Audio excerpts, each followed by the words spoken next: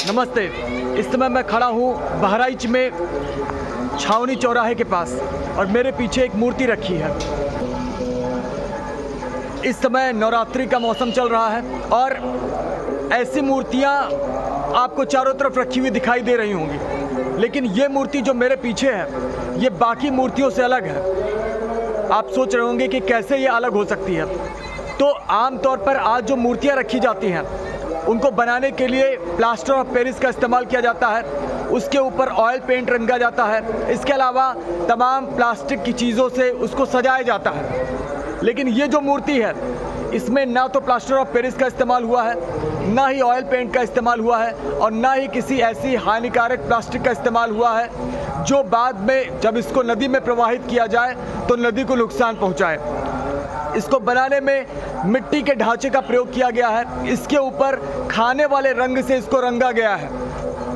खड़िया और ऐसे तमाम जो चीज़ें नदी को नुकसान ना करती हों ऐसी चीज़ों को इसको सजाने में प्रयोग किया गया है। तो ये मूर्ति जो है एक इको फ्रेंडली मूर्ति है, ये मूर्ति नदियों को नुकसान नहीं पहुंचाती है। तो ऐसा प्रयोग बहराइच में छावनी चौराहे के पास एक दुर्गा पूजा समिति ने किया है। इससे पहले हालांकि इस समिति के द्वारा भी जो मूर्तियां रखी जाती थी वो बाकी अन्य मूर्तियों की तरह ही पीओपी से बनी होती थी जिस पे ऑयल पेंट से रंगा जाता था, लेकिन इस बार ये अलग प्रयोग है। एक इको फ्रेंडली मूर्ति यहाँ पर बनाई गई है।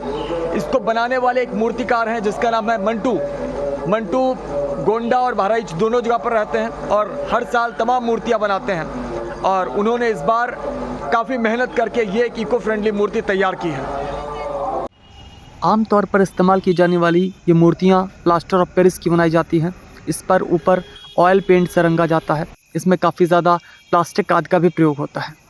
प्लास्टर ऑफ पेरिस एक बहुत ही खतरनाक तत्व है जो पानी को बहुत ज़्यादा प्रदूषित करता है।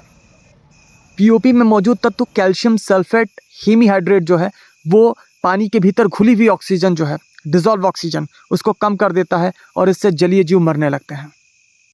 मूर्तियों को सजाने में इस्तेमाल की जाने वाली चीज़ों में कई सारे हैवी मेटल्स होते हैं जो पूरे नदी के जैव तंत्र को सदियों तक प्रभावित करते रह सकते हैं। इसके अतिरिक्त मूर्तियों में कई सारे जहरीले रसायन भी होते हैं जो अलग अलग तरीके से पानी को प्रदूषित करते हैं, जलीय जीवों को मारते हैं और कई बार ये रसायन भूजल के माध्यम से, नलों के माध्यम से हमारे शरीर में भी आकर दाखिल होते हैं।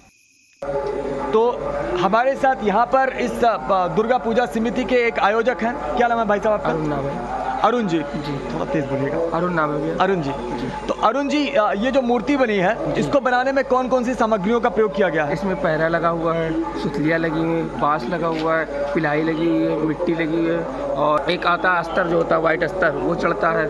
और इसमें जो भी है जो भी पदार्थ लगे हुए हैं सब मिट्टी के हैं। टू जेड मुकुट माता जी का सब कुछ श्रृंगार साड़ी कपड़े सारे टोटल ही मिट्टी के हम लोग ने प्रयोग किया। प्लस पीछे जो बैकग्राउंड पे देख रहे हैं उसमें पिलाई और बांसपट्टी और प्लस मिट्टियों का प्रयोग ही किया गया। उसके अलावा और कोई चीज़ हम लोग यूज नहीं किया है। मूर्ति जो बना रहा था हमने उससे भी बोला था कि प्लास्टर ऑफ पेरिस हमको ज़रा सा भी नहीं यूज चाहिए। इसको बनाने वाले मूर्तिकार मंटू जी ने बताया कि उन्होंने इसको बनाने के लिए पहले बांस के फ्रेम बनाए और उसमें फिर पैरा और मिट्टी की लिपाई की और उसके ऊपर उन्होंने खाने वाले रंग, खड़िया और मुक्ता पाउडर का इस्तेमाल किया इस मूर्तियों को सजाने के लिए। इसमें किसी तरह का plastic, oil paint, plaster of Paris का इस्तेमाल उन्होंने नहीं किया। और मंटू जी चाहते हैं कि लोग इसी तरह की मूर्तियों का ऑर्डर करें ताकि नदियों को नुकसान ना पहुंचे। तो आपने प्लास्टर ऑफ पेरिस का जो इस्तेमाल है ना, इसको क्यों रुकवाया? इसलिए रुकवाया क्योंकि मूर्तियाँ जो विसर्जित होती थी तो नदियों में दिक्कत आती थी। वो मूर्ति अगर विसर्जन वो गलती नहीं थी, इसलिए हम लोग प्लास्टर ऑफ पेरिस को छोड़कर मिट्टी पे हम लोग प्रयोग ही करते हैं कि हर कोई भी जो भी माता जी की मूर्ति रखता है वो हर कोई भी मिट्टी का यूज़ करे, प्लास्टर ऑफ पेरिस यूज़ ना करे। मेरी भी यही राजना विनती है कि लोगों से कि मिट्टी का ही प्रयोग करें। प्लास्टर ऑफ पेरिस मूर्ति रखने से लोगों को फिनिशिंग के लिए, अच्छाई के लिए, सफाई के लिए, जल्दी के लिए लोग बना के देते, लेकिन हर आदमी जान नहीं पाता है। इसलिए हम लोगों का भी निवेदन है कि हर कोई मूर्ति जो भी रखे मिट्टी की रखे, कोई भी पूजा करे मिट्टी की रखे कि वो सब विसर्जन हो जाए, आराम से गल जाए, कोई प्रकार की दिक्कत ना हो। प्लास्टर आपकी कुर्सी की मूर्ति रखती है, विसर्जन होती है, वो ऐसे ही पड़ी रहती है। उसके बाद लोग आते हैं, मंदिर में सफाई होती है, फिर वो कूड़े में ही चली जाती है, फिर उसका कोई महत्व नहीं रहता है। बिल्कुल, आपने सही बात कहा। आपने भी देखा होगा जब विसर्जन होता है कई बार दुर्गा पूजा में या फिर गणेश पूजा के बाद भी, तो मूर्तियां बड़े पैमाने पर जो तालाबों में, नदियों में या समुद्र में डाली जाती हैं, तो बाद में फिर वहाँ के नगर निकाय के ट्रक आते हैं जेसीबी से उन मूर्तियों को उठाकर और ट्रकों में, कूड़े के ट्रकों में भरा जाता है और कूड़ेदान में पहुंचाया जाता है। क्यों? क्योंकि वो मूर्तियां प्लास्टर ऑफ पेरिस की बनी होती हैं और वो गलता नहीं है।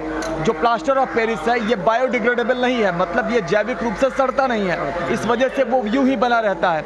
लेकिन अगर मूर्तियां मिट्टी की बनाई जाएं तो वो पानी में घुल जाएंगी, गल जाएंगी, हर चीज़ हो जाएगा। बिल्कुल, और उनका नामो निशान भी खत्म हो गया, लोग ये भी नहीं, आकार नहीं पहचान कि ये क्या चीज़ बना हुआ था, तो मूर्तियों का निरादर भी नहीं होगा। इस तरह से मूर्तियों का निरादर जो है वो इसी कारण हो रहा है क्योंकि इनको प्लास्टर ऑफ पेरिस से बनाया गया है। और आपने सही कहा कि हर किसी को जो मूर्तियां हैं उसमें प्लास्टर ऑफ पेरिस का, ऑयल पेंट का, इन तमाम चीज़ों का इस्तेमाल करने से बचना चाहिए। तो आपने, चूंकि नदियां भी हमारी माँ ही हैं और ये भी हमारी माँ ही है, अब एक माँ के माध्यम से हम दूसरे माँ को प्रदूषित कर दें तो उचित नहीं होगा। तो नदियों को भी बचाना आवश्यक है और नदियाँ तो हमें जीवन भी देती हैं, तो उनका भी ध्यान रखें। और इसमें आपका लागत कितनी आई इस मूर्ति को बनवाने में? अब इसमें लागत मेरी कम से कम मंटू भाई जो उन्होंने बनाया था बहुत रिलेटेड पैसा लिया है। उन्होंने मेरे से बोला था आपका पहला काम कर रहे हैं तो आपको संतुष्ट करेंगे, आपका, हम लोगों का बजट बहुत कम था, लेकिन मंटू भाई ने कहा इसमें काम ज़्यादा है, तो उनको हमने 35,000 रुपये टोटल दिए थे।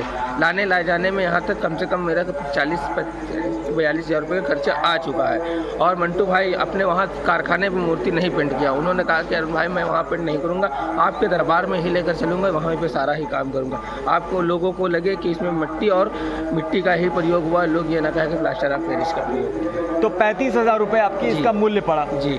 इससे पहले जो आप प्लास्टर ऑफ पेरिस वाली मूर्तियां रखते थे, क्योंकि आप शायद काफ़ी लंबे समय से दुर्गा पूजा का आयोजन करते आए हैं, तो पिछले साल मूर्ति में कितना खर्च हुआ था? पिछले साल मेरी मूर्ति में 40,000 रुपये खर्चा हुआ था। और हम लोगों को है कि बजट ज़्यादा हो या 10-20 रुपये की कोई मतलब नहीं, लेकिन चीज़ अच्छी मिले, मिट्टी का ही मिले कि जो गल जाए, इसलिए हम लोग। तो फिर भी आपका पिछले बार 40,000 खर्चा आया था और इस बार सिर्फ 35,000 ही आया है। तो अगर आप इको फ्रेंडली मूर्तियाँ भी बनवाना चाहते हैं तो उसमें भी ज़्यादा खर्च नहीं आता है, बल्कि हो सकता है खर्च कम हो जाए, क्योंकि प्लास्टर ऑफ पेरिस के बजाय जब मिट्टी का प्रयोग होगा तो मिट्टी का कोई मूल्य नहीं है, प्लास्टर ऑफ पेरिस खरीदना पड़ता है। तो इस तरीके से आपका खर्चा भी कम हो सकता है, नदियाँ भी बच सकती हैं और जो मूर्तियों का निरादर है बाद में वो भी होने से बच सकता है। तो बहुत बहुत धन्यवाद आपका।